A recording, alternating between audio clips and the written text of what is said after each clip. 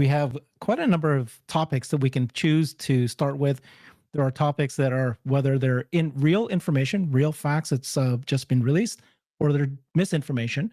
And there's some that are, fraudulent, and some things that are quite could be true, right? You've got this recent announcement today. NVIDIA announced that GM is a partner of theirs. Does that mean now that GM's going to have autonomy? You have Zeekr saying that they're now offering ADAS software to all of their, or actually the top two of their cars for free. Is that going to be a big competitor? There's potential that FSD might be able to be approved in Europe and the Netherlands. Not sure how true that is. FSD in China going really well. Are they going to start offering monthly subscription in the next month or so? There's a 30-day free trial. Just now, we heard that there's possibly a permit that's been approved for FSD here in the US, in California. Then, of course, there's the Mark Rober video that got at least 10 million views right now. Some of that is false, and some of that was staged. And then there was also even a Reuters article as well. There's just so many topics here. So why don't we start with you, Omar? Pick a topic here that you really want to address. Which one of these is something that's burning in your mind right now? Oh man, well, there's so much crazy stuff going on, so it's hard to pick one, but I'll just start with the GM NVIDIA announcement. Yeah, please. So, like I feel like every few months there's one of these stories NVIDIA partnered with somebody and everybody goes, "Oh my God, NVIDIA partnered with somebody." I mean, who was it the other month? They partnered with BYD or somebody. NVIDIA sells chips to all the car makers to put in their cars. Lucid, Mercedes. They also, in the case of the GM deal, they're selling them GPUs to use in their office. So, using LLMs and AI and that kind of stuff, and also for manufacturing. So, this is a pretty standard deal. NVIDIA doesn't actually have or develop any ADAS software. They sell computers to people with their GPUs, and they have an SDK that you can use to, develop computer vision based software and stuff like that. But, you know, this is like somebody buying Dell computers, everybody's buying these parts. And as ADAS becomes more, sort of table stakes, everybody's going to need to be buying some sort of inference chip for the car. Tesla themselves used to buy from NVIDIA before they started making their own chips. So NVIDIA is going to sell more chips to people to put in their car to try and match the features that Tesla's offering and starting to make standard in vehicles. But there's no special partnership here. I mean, we're talking about General Motors, the company that just shut down Cruise, Exactly. and you know, they've been in this space for a very long time. So what I would just tell people is stop being fooled by announcements. Everybody makes announcements. It's easy to make a big splashy announcement and say, "Look at what we're going to do."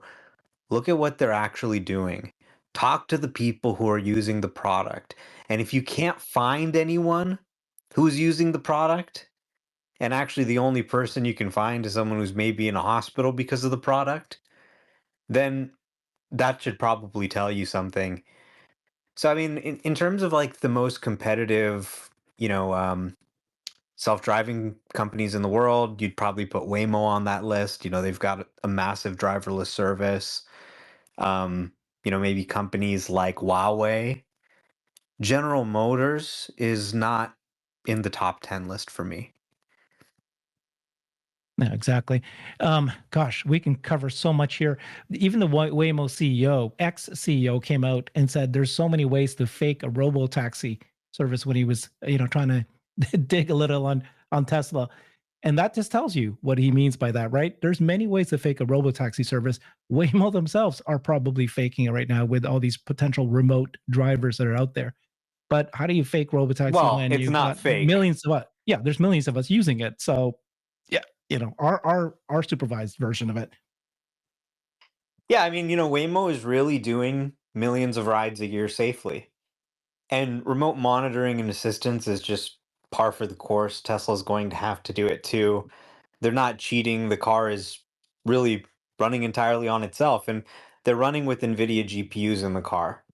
So every car in the future is going to need to have autonomous capability.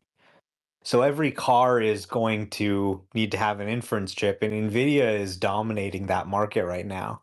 People are moving from Mobileye and other providers to NVIDIA. So it is an interesting trend, but not all that surprising, right? They're already using NVIDIA in the data center. It makes sense to use it in the car now. So Tesla's going to be doing their own chips. So one thing you want to look is, okay, how does AI 5 compare to NVIDIA? How does AI 4 compare? Are they really staying ahead here? And as we think about licensing and really offering like a sort of competing solution, it's kind of interesting to think about from that perspective as well. So if they were working on licensing, then maybe you could have something where they put the Tesla computer in the car. I wonder if it's possible also to get a version of FSD working that runs on this NVIDIA computer and then just be able to license it to people. So, yeah, it's not really surprising to me that everybody's putting NVIDIA in the car because it's kind of the industry standard. But this doesn't mean that the autonomous software problem is going to be solved. They're really just focused on selling computers to go in the cars and in the data centers, but they're not going to help you build a full autonomous solution. Mhm. Jeff, you have a lot to say about this because you continue to remind us it's not just the fact that do they even have the software to be able to do this? It's the business model. Like Zeekr just came out and said that they've got ADAS now. They're going to offer it for free, by the way. It's going to have LiDAR and several cameras. And it's just because they're being pushed. Tesla's now released full self driving, it's making waves. And BYD had to announce about a month ago that they're going to offer, full suite of some sort of advanced ADAS. We talked about that last show. So everybody needs to step up and say this, but it's the business model too, right? I mean, so what if Zeekr says they do it? It's going to take them a few years to get it out there. What else do they need to do? But I don't know how they're going to do it for free because you know why I said we can't charge for subscription yet. It's still early in the development cycle, and that tells you something. So one thing I was saying is that Zeekr is a partner with Waymo. If they are so far ahead, why is Waymo only have let's say 700 to 1,000 cars only? Why Zeekr not already have Waymo system, and why aren't they promoting this months and years ago? Why are they now just saying this now? Jeff, what's your take on that development? Well, I hope I can help clear this up for people. These are our opinions, and I think you're going to see that they're grounded in a series of facts. First off, this is not going to be a zero-sum game, as Homar said, as others have said. Waymo has a very successful, call it, number of initial service that's out there. Now, okay, now let's define what does success mean. And I'm not speaking about Waymo particular or anybody else, but a couple of things have to be true. One is you actually have to have a product that's safe, that performs well and functions well. The second thing you need is you need a business model where it's not bleeding in the red. And to date, we don't know of somebody that has both of those in production right now. Meaning, it's like a truth table. On a truth table, like on an AND gate, you need both inputs to be true for the output to be true. You're for our digital logic friends on the call. And so in this case, you need the business model and you need the technology. A lot of companies have put out or pushed out kind of prototype level volumes of technology where if you actually put it to scale, the business model turns upside down because the core underlying unit economics don't make a lot of sense. So this book still is yet to be written, but there was a book that's already been written that's out there for the last 10 years that is directly near and adjacent to this exact same conversation that people should look to, and that's the EV segment. What have we heard since 2015 through 2024? We've heard A, the competition is coming, B, there are Tesla killers, C, there are already other EVs out there. What does this mean? And what do we have in terms of performance? In every segment that Tesla participates in, they dominate in terms of volume. Even in China, above $30,000, they are dominating. Above $40,000, they are dominating. They have the only known broken out profitable EV product out there. So you heard the same thing for the last 10 years. And what was Tesla doing in the lab? They were working on their unit economics.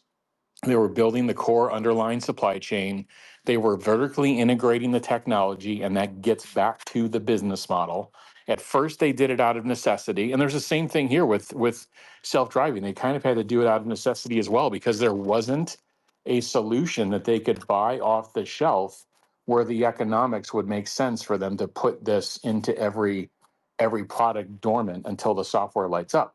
So what's my point? My point is we have an adjacent example that Tesla itself, the company, has lived through. It's 2025. They are leading one or two in volume. They are number one in margin share. They have a net promoter score, which is if you're building product and shipping product, it's one of the most important metrics that any company looks at, and they have the highest consistent net promoter score in the auto industry, which is people buy your product and they tell others to recommend to buy the product, and they would buy it again themselves.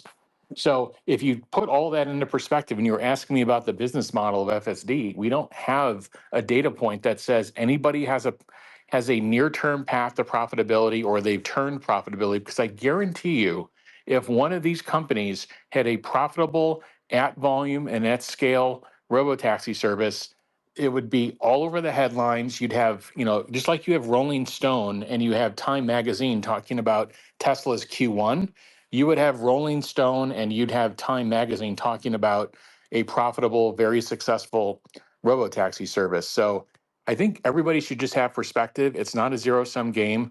Other companies will be giving rides. Other companies will be making revenue. Other companies may get the profitability. The question is Tesla going to swim in a red ocean or a blue ocean? If they're going to be at a tenth or a third of the per mile cost because of their underlying unit economics, they're going to swim in a blue ocean. So other people are going to offer rides. They're going to kill themselves competing with each other. And Tesla is, if they can achieve that lower price point at scale, they're going to be a little bit on their own for a while, but still, again, competing with others. And I'd be happy to elaborate why I think that's the case. Yeah, great job, Jeff. Oops, I'm hearing a echo there. So, right. So Zeekr has BYD now said that they're going to do it for all of their cars. Zeekr said they're going to do it, and they can't even make electric vehicles. You were saying profitably. Now they're going to try to offer this some sort of FSD version, their ADAS version, without charge to their customers at this point. So, and BYD said the same thing, by the way. So, will that change FSD in China? Right now, you have to pay $8,800 US dollars to have FSD in the hardware for cars. It's looking like they just offer 30-day free trials. And so that looks like that they're about to offer a subscription value option in China. What do you guys think might happen in China with terms of, if everyone else is offering some sort of free ADAS, is that going to be a big deal for China FSD? Yeah, it's really interesting. I think this global expansion of FSD is the most significant thing that's happening at the company right now. You're seeing the free trials in China. You're seeing news that it's going to launch in the Netherlands, that they've got plans to bring it to Europe. This is really a core part of the product, and bringing it to all three major markets, it really is kind of the start of a new book for the company. Like Elon said, it really changes what the products are.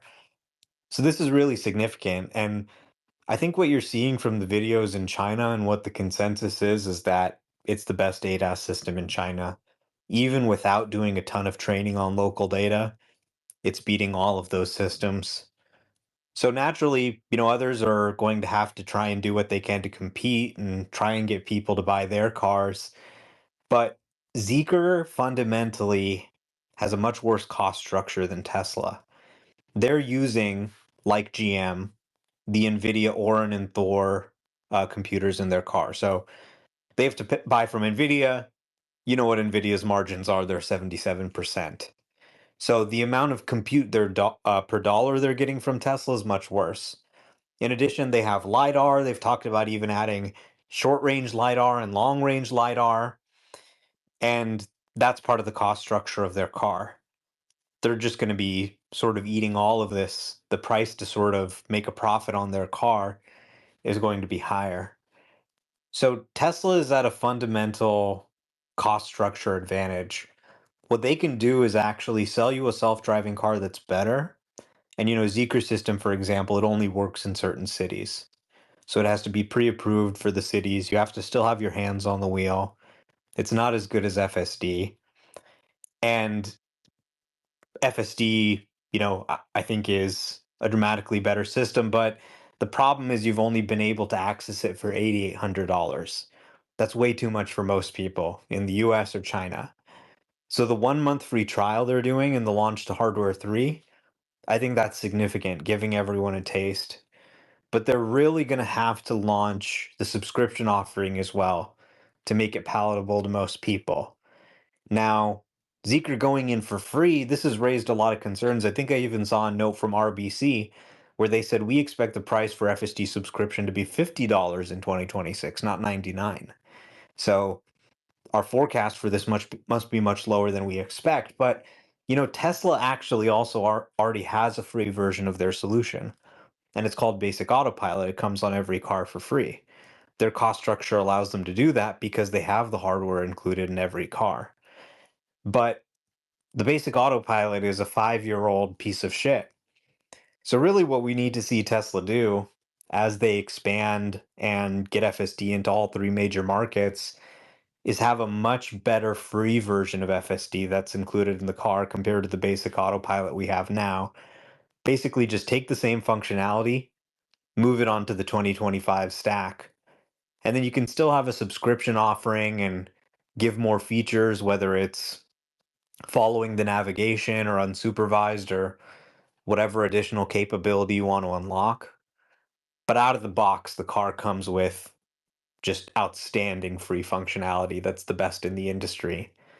And that's how I think you can compete with Zeekr in markets like China, while also still having a little bit of additional revenue coming in, because the costs of training the model are ongoing.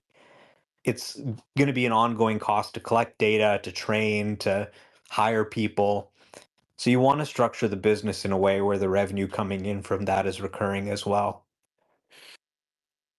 Yeah, I just wanted to add a couple of points to what Omar was saying, just to kind of round it out. One is Tesla flipped FSD live in China based on the strength of their foundation model that they've been working on and building and augmenting and improving, and all this amazing compute, this huge cluster they have running in Texas with Colossus. Nobody else, none of the other China entrants actually have access to that amount of compute right now. And it's just not just the amount of compute, it's, well, what's your compute efficiency, and what problems have you actually solved? And nobody here is saying that FSD in its current instantiation is perfect, but Tesla has an underlying advantage. They get into China, they flip this thing live. For me, in conversion of capital to revenue, you one of the things you study and you really have to understand is what's that time, what's that acceleration involved in, whether you're building a production line, you're starting up a supply chain. You always want to drive this, quicker times, but you maintain quality, less network latency. You want to really accelerate that return on invested capital. You see Elon and his teams doing that with the data centers. Why am I bringing this up? That adaptation time for Tesla to go from North America into freaking China is pretty unbelievable. And it looks like it's paying off in other countries as well. And it looks like we have something here where the foundation model is so good that it doesn't need a bunch of all this additional training and all this additional work and all this additional localization, which is what these other companies need to do to get the scale on their product. So there's an inherent advantage of conversion, the conversion on Tesla's investment into getting cars on the road and getting them flipped live with FSD. It looks like they have a faster approach to doing it, and it looks like it's playing out. What you saw with Tesla now, there's a lot of signals that, from my perspective and my experience, when I see the OEM do it, I have a completely different read than the media. Okay, so when people see that, okay, Tesla went and put a 30-day trial in China. What that means to me, from my experience, is the quality level was good enough on the smaller sample size Mhm. trial that people had to pay $800 for. It was so good, or it's good enough, that they're now comfortable broadening this to the entire population of hardware 4 vehicles in the country. So to me, they've passed through I view it as they passed through a quality threshold. They want more data. They want to expose more people to the product. They'll get the uptake rate will increase, and it doesn't really cost them anything to do that. So that was my take on it. And then there was another thing that happened in the news today. I know we're not switching topics yet. I'll cue it back to you, Herbert.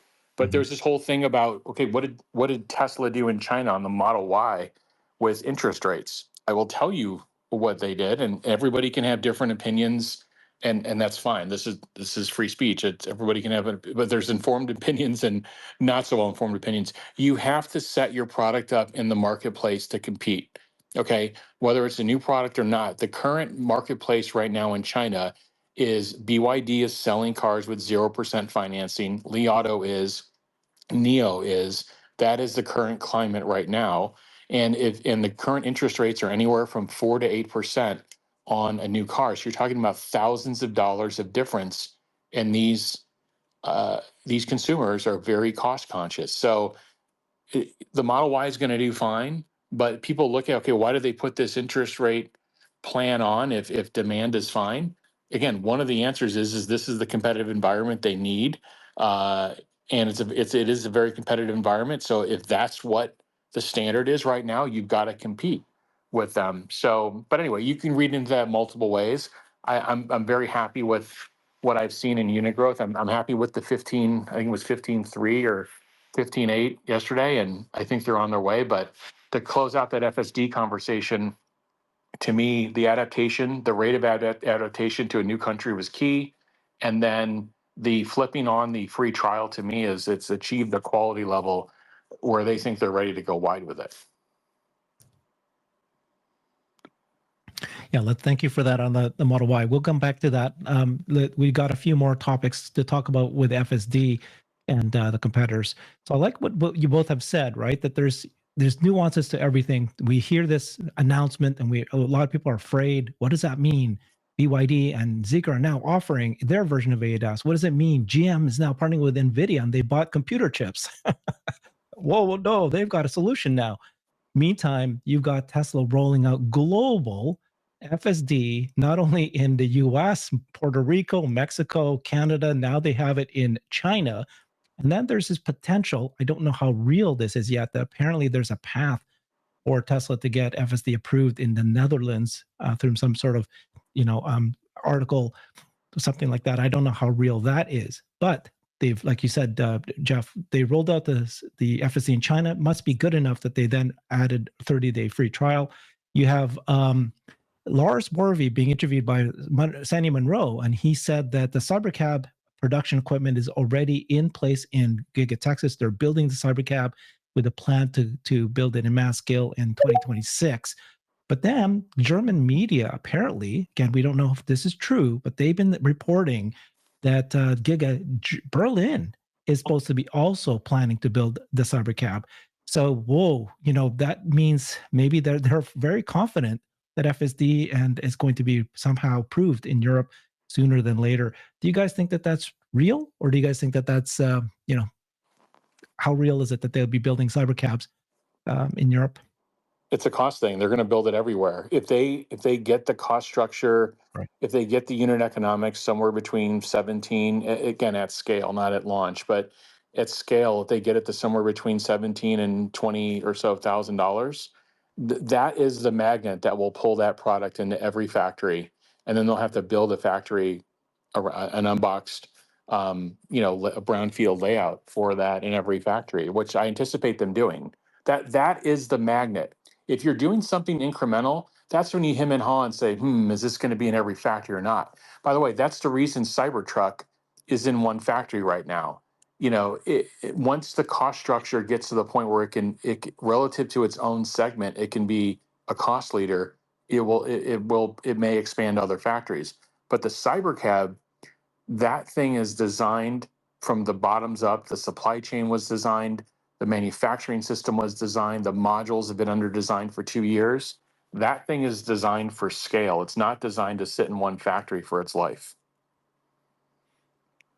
Yeah, we don't know when. It could be a couple of years from now, but they're talking about it. And at Like you those said. unit economics, by the way, Herbert, sorry to interrupt, at those unit economics, the logistics, the outbound logistics and the inbound logistics become more and more sensitive. When you're building a $100,000 vehicle, you're not so much worried about the container costs and so forth. But when you're getting down to this kind of bare bones in a particular product category, everything matters. So localization of source of supply, localization of distribution are going to be key for this product's success. So I would be shocked, actually, if all the factories were not preparing to build cyber cabs.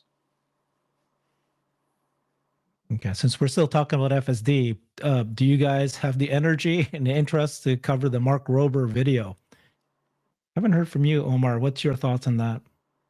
Or anybody else in the panel, by the way. Yeah, I mean, look, Luminar is not doing well. The industry is rapidly moving towards the consensus that you don't actually need LiDAR in the car. And the funny thing is, Tesla is actually Luminar's biggest customer. They buy tons of Luminar LiDARs to train their models and to feed ground truth data into the system. And that's their biggest customer, the customer that's using the product to develop a solution that doesn't require LiDAR in the car at all. So, they're going to obviously do their best to make the case for their product. And we've seen companies like, for example, Ford work with YouTubers before. So this is a pretty common marketing thing. But the point that they were making fundamentally, or the most sort of controversial point, that computer vision can't see a fake cartoon Wile E. Coyote wall, I think is incorrect. I believe that a computer vision system can, or even if FSD can't recognize it today, I believe it could be trained to recognize something like that. So if a human can see it in the camera feed, the AI model can also see it. You can pass this up to ChatGPT or some other vision AI that's not using LiDAR information, and it can actually spot it. So Mark said that he was going to test it again with FSD. I'm interested to see that test. But I don't believe that this is actually a strong case for LiDAR, that this is something that a camera-based system can't detect. This is obviously not a real driving scenario. I would have loved to see the LiDAR-based system compete driving in Manhattan, driving on the highway, or, doing something that people actually do. I don't live in a Looney Tune show. So it felt like a little bit of a contrived example. But even for this example, I bet you can get a vision system that could do it just as well as LiDAR, if not better. I think you guys are being a little too fair to this guy and to his video. It's clearly set up. You can see that he did not have autopilot turned on at the moment. You chose autopilot instead of full self driving, and he said, "Oh, because FSD you can't give it you have to give it a location." Well, you could have done that. That's not good enough. There's just so many things that he did that shows he only turned it on 3 seconds before hitting the wall. Why do that? Why not turn it on much earlier? This whole thing was crazy. Sawyer, I know that you had said, here's 4 questions to ask. He then comes back and he does answer. I don't think he answered exactly your 4 questions, but he did answer questions. Were you satisfied with his answers? I mean, not really. I think even though he's a Tesla owner, I think he owns like one of the original Model Ys. You could tell by the old interior. He clearly doesn't really use FSD or know how FSD works. If he did, he would have known that you don't need to input an address in FSD to actually turn on FSD. And if he knew that, he probably would have subscribed to FSD just for $100 to do the video. But for some reason, he thought only autopilot you could do it without an address. So it's unfortunate that he is a smart person and he tends to do good research, but unfortunately, it just didn't seem like he did enough research for this video. Okay, and Jeff or Sat? Yeah, I'm a little more critical because I've seen the history of Tesla from the very beginning, and It's one thing when there's a certain events, like there was a fire with Tesla, but actually the fire came from crashing through the wall, hitting a tree, and a guy survived. And then the news like writes the headline. That's what they do even today. But this is a content creator that is very successful. He's an engineer. He does test and test and test. He shows it in all his videos, and all you had to do is try it. Just tap on the the FSD, and you would know. So you just tried it, you would know in 5 seconds. So it doesn't even take you to do anything. You don't even need to be an engineer. But because he's an engineer, because he produces these kind of high level content with these tests and physics and everything that you could think of, I put him as a higher threshold. And the fact that he put a mannequin, and it's a child mannequin, Mhm. after the wall already says all about his intention. So I don't care what his excuse is. The best thing also to do an apology is not to make an excuse that you didn't know something. Your best thing is like, oops, I'm sorry. You take it, right? You don't teach your kids, so when you say, hey, you did something, oh, it wasn't my fault, it was so and so's fault. That's like, oh, I didn't know. Is that a excusable way of taking accountability? Like, I don't think so. So his intent of the video is very, very precise. You're the content creator, you know how to make content, and his intention was very deliberate. So to say I was ignorant about something does not excuse him, especially because he's an engineer. Yeah, Jeff? I don't think we should spend too much more. I mean, it's kind of clownish behavior, but I do think the setup is interesting. Like, how many more of these are they going to be? Are they funded? Is it, there's some bizarre thing going on, because you have a lot of earned, or you have a lot of paid media occurring now to keep negativity with Tesla, keep it in the news. So just, I think it's something we should be prepared for, and also kind of just thinking ahead to the robo taxi launch, and how do you execute that launch? You're always going to have like weird situations like this, but can you prepare yourselves, whether it's legally or so forth? And I do think, but I think we talk too much about it, because I don't think it's.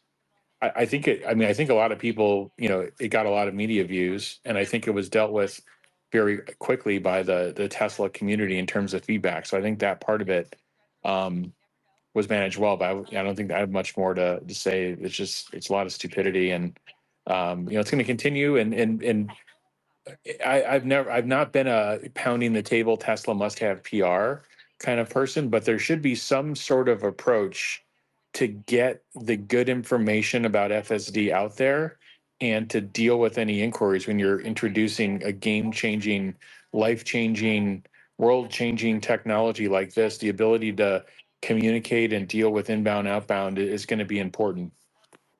Now let's talk about that, because that's like the biggest deal right now. Just the amount of the attackers that are out there, not only doing the real arson and real damage, but also, of course, there's these articles like this. Mark Rober is just one example. You have the Waymo CEO coming out and saying that, oh, Tesla's going to do their June robotaxi. There's many ways to fake that. You've got just lots of the Reuters article coming out, just trying to say something that may or may not be true, or trying to twist it. Shouldn't Tesla be addressing this at this point? Jeff, do you want to talk a little bit about that? I know you have some opinions about it. Well, I mean, I have an overriding opinion, which is Elon's involvement in government was imperative for Tesla to be able to unleash the technologies that are driving the innovation, driving the valuation of the company right now. So when you think about autonomy, you think about AI, and you think about bots. If Elon did not have a relatively very close relationship with the White House and government to be able to influence from a regulatory perspective, so that everybody has a fair shot, everybody has a safe way of rolling this stuff out, I think that would have actually been negative to Tesla. Now, that what's in question is all the other, where you can question everything. Everything else can be questioned in terms of, the noise level, the vitriol involved, both inbound and outbound, and that's where we're running into the problem.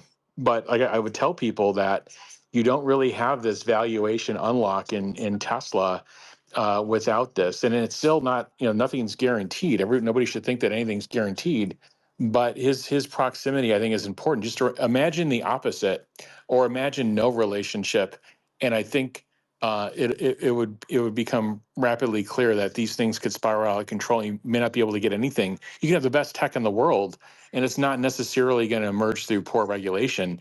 And if you ask business leaders about that, most of them would agree. At the same time, it's very wholesome to say I'm just heads down and we're focused on innovation. But when you either have the absence of a regulatory framework, or you have a very restrictive regulatory framework, that could actually impede the company's ability to actually monetize this. So he's got to be there. The question is what and how much is he doing? And then, from a PR perspective, again, this is opinions. There's not necessarily a right or wrong answer, but he's his own PR person right now. Does he need help from himself personally? Yeah, maybe. Does Tesla need a little bit? Maybe. It's all arguable, but it's certainly, if it was just current course of speed of like just building cars and then getting FSD out, I would say is like, what the results say they don't. But the whole dynamic has changed.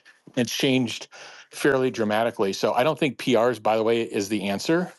I think some of this is going to take time, and ultimately Tesla is going to have to print results in several forms. It could be deals, it could be technology advancements, it could be this permit approval is another step. It's a small step that we just saw in California that Sawyer reported on. So they're going to have to print results to move. There's a sentiment shift that's going to be needed to get out of this, and you can get a sentiment shift, through major milestones or through, printing financial results. I think there needs to be more to be done. Yeah. I think that, as we follow the data a little bit, we don't know yet, but we're looking at the data. But right now, China numbers look like they're very strong. We're not seeing a drop in Model 3. If there was any brand damage in China, you would see there. The plant manager in Germany, Berlin, came out and said there's no demand issue based on what he's seeing. I don't know again how true that is. In the US, we don't know yet how much. It could be very well nothing. We'll find out when the months come along. But it's a perception battle. And right now, I don't know. Again, I don't have the answer, but it feels like culturally, the conversation by just everybody you're talking to, they feel like Tesla's being attacked, and there's no response necessarily from our side. Well, yeah, John. Just one quick thing, Herbert. You're to your point. We have data in every region that says that there is actually not relative weakness, that there's actually relative strength. And what we know conclusively is the primary limiter has been supply of cars. There may be a secondary or tertiary limiter. It could be brand, it could be whatever. Those numbers are pale in comparisons to not having any cars to sell in certain geographies. And how do we know that? We know that from Tesla's public inventory proclamation of where they ended the year at. We also have the public crowdsourced trackers, which also align to the drawdown at the end of the year. And you can read into those what you want. But what they show is when Tesla puts the inventory out, it's basically burning off. And then you have the statements from the manager in Germany. You have the relative sales of the 3 and Y, and again, they're going to be lower because they're changing over to the new car. The only constructive feedback I would have for Tesla, and these things are very difficult to do from experience, is this just changeover from the old product to the new product. You can always go faster, and you could also, and I'm not smarter than Tesla, but you can always question, like, do you go, do you get a little bit more aggressive on inventory, and do you pre-build more of the new product? Do you take on more of the old product so you don't have this huge drawdown? Tesla made a decision, and that decision was to draw the inventory down to free up the capital. So that was the decision. So if you if you can actually read the balance sheet, if you can read what they're actually doing, you actually know what they're doing. So I think what we'll find, and by the way, the CFO on the earnings call told you that this would be a several week change, this changeover. And if you're a supply planner and you're paid You're paid to, number one, bring supply in when you need it. You're also paid to minimize inventory and excess and obsolescence. What you would do in that situation is if you know you're having a tooling change of several weeks, you'd go to your factory team and say, is this 3? I heard several. Is it 3, 4, or 5? By the way, it wouldn't be communicated from the CFO to supply planner. It'd be factory to supply planner. And as soon as the factory says, well, we think this is going to be about 4 weeks of delay, they shut off inbound material. They don't want door handles coming in. They don't want wire harnesses just stacking to the sky. So all that stuff needs to be re-ramped up. And, that's the decision that Tesla made. So this whole conversion window, we knew January 29th. This is my point to analysts. We knew January 29th that there could be upwards of 100,000 or more units coming out of production. Some of that demand perishable. We knew it. Like we knew it on January 29th. Why we're on, March 18th and we're still not updating estimates, to me is just it's Yeah. either you don't know what's going on or it's laziness. It's one Yeah. of the two. Yeah. So that's what we're trying to do, is educate folks that the Q1 is going to be low. It's going to be significantly low, but it's because of the transition. But the perception of I don't know what number, but a huge number of people is that it's because of brand damage. Let's go to John Sawyer and then that. Go ahead, John. Yeah, first off, thanks for having me and hosting the space. This is awesome. Yeah. I did want to comment on a couple of things. One, just I think the PR comment that Jeff mentioned, and then two, a little bit on the brand damage. The thing, so I think in my opinion that... Oh no, did we lose you? I think Tesla right now... Sorry, can you guys hear me? Yeah, I can hear you again. Go ahead. Yep. Okay. Yeah, let me know. Hopefully no issues. But I think the big issue right now is the fact that, Tesla needs to be putting out a couple of videos to really help inform their owners in the situations that they are in. Whether you like it or not, Tesla owners are being targeted. We saw it with a member happening in South San Jose, and this is kind of like about an hour away from, San Francisco, which is very liberal. And it's just happening all over the place. I talked to Kilowatts the other day. I mean, he was just getting out to his Tesla, and some guy was like, "You're an idiot. You should sell your car." And it's just happening all over the place right now. And I think that Tesla can put out a couple of videos right now. They did a good job of like, we are Tesla, so people know that this is more than one person. But like Sentry Mode, Dash Cam, a lot of these videos, and then same thing with the Mark Rober. I think Wes from Tesla even put out a whole thing on the issue that what was it, Jerry Rig did, or Zach did on his Jerry Rig everything or whatever.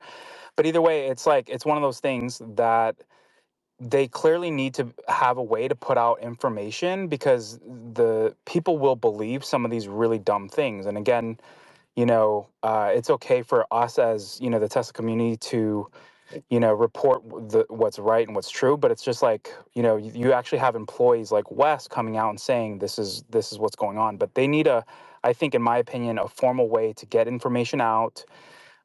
Same thing again, people need to be informed right now to how to turn on Sentry Mode and how to use Dash Cam. They've put out videos in the past, but this is stuff that they need to resurface. On the brand damage thing, I think there's stuff. It's I think Herbert, you mentioned some good information on Germany, or the stuff that's happening in Europe, and then also the stuff we've seen in China. I was just in Malaysia and Singapore, and they they're not seeing any of this the brand stuff there, just because it's pretty removed.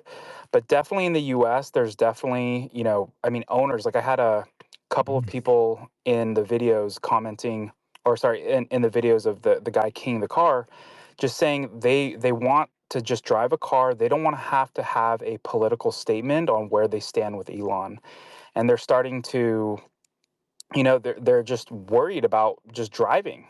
And so it's just a very real thing. And, in the past, I feel like in 2018, 2019, when we were fighting a lot of this FUD, it was just a lot of fake news. And again, but this is actually like owners being targeted. I mean, there was a website put up today with people's addresses. Like I actually had a couple of people message me and say, thankfully my address wasn't on there, but people are actually being doxxed now on a website. So, there is, owners, at least within the community, like there definitely is, fear right now. And that's why I would say a lot of this stuff, again, we don't have to get into this, it's becoming domestic terrorism because, people are being pushed to think that they need to get rid of their Teslas just because of the car that they drive and the association. So that's just my long rant. But hopefully Tesla can put out these relevant videos to inform them on Sentry Mode, dash cam, along with just fighting some of these really dumb videos that these YouTubers are making. And so that's just my opinion. Yep. Thank you, John. By the way, your post, about the San Jose, the guy who was keying a car, and then of course San Jose police said we got that guy. We got him within I don't know how many hours, but they reacted to it as quickly as possible. So thank you for doing that. Go ahead, Sawyer. Yeah, real quick. In the past, we've seen Tesla's main account on X sort of address some big stories in the past that, tried to either slander Tesla's name or say false things about the company or their technology. Which I remember this with the Reuters story about a year or two ago. But obviously, from a PR perspective, like you don't want to be doing a bunch of that on the main Tesla account. You want to focus on company stuff, product stuff, fans, and whatnot. Tesla right now has 21 official affiliate company accounts on X, in addition to 15 executive affiliate accounts. Why not just create like one more affiliate account where you just respond to certain things and it's free? It's basically costs nothing. And then this way, you're not directly responding to mainstream media. You're just doing it right on X, which is an Elon-owned company. And that way, you're just not providing clicks to the mainstream media, but you are addressing some of those things. And lastly, I really hope Tesla is like working on some sort of defensive measures. Obviously Sentry Mode is great, but like just something extra to make Tesla owners feel a little bit better about, parking in public parking lots and whatnot. Because Sentry Mode is great, but that's mostly, a lot of people don't know that they're being recorded, so they just key anyways. And Sentry Mode is mostly just for after the keying or something else has already happened. Like, hopefully they do something to prevent the keying or the spray painting or whatever from happening in the first place. Yeah, Elon actually replied to Alexandra Mertz when she suggested something like that. The car should shout or say something. And then Elon said we can make the car honk, but you can also honk and then say we are videotaping you. We need to kind of spread that word that these cars actually videotape everybody, and that should hopefully like hear that, honk, flash the lights, do something. I don't know. Or just, you got to tell people we're videotaping you, and people know that, then they're going to think twice before they try to, do anything with a Tesla car. I don't think they even realize that Teslas do this. Something needs to happen. I like that suggestion a lot. So hopefully there's some, some account that will address these things. Yeah, under Elon's post today, I did propose like having this sort of what they call lot cop or whatever. These like sort of mobile solar powered systems that have a lot of video cameras on it, and people are like saying, well, Teslas have 8 cameras or whatever, they can, that's fine, but like people don't know they're being recorded. So they do these things not knowing that. Even if you just have a fake sign that says we're recording you, but you don't need to. That Yeah, I have a story that's kind of more positive. Because of the new Model Y refresh, there's inventory Model Ys, and my friend has a Tesla, but her family members, most of them did not, and they're very cost conscious, and they love to have a deal. And with California, you have the same 7,500, and I think you get like 8,000, like a total 8,000 something, depending on your utility company and where you live and your income. And so they're going to utilize that. So they're all getting Teslas now because the inventory one that has so many good ones out there now. So there are people who don't care about the politics or who the CEO is. They just want a good car that's safe, the safest car, and a really great car. So yeah, people who are price conscious, they're actually going and buying it now. Like right now would be a great time because of the change of the new model. Thank you for sharing that, Sat. I've created a website that is the most comprehensive resource for the Tesla investor. Please check it out. Simply go to my website at herbertong.com.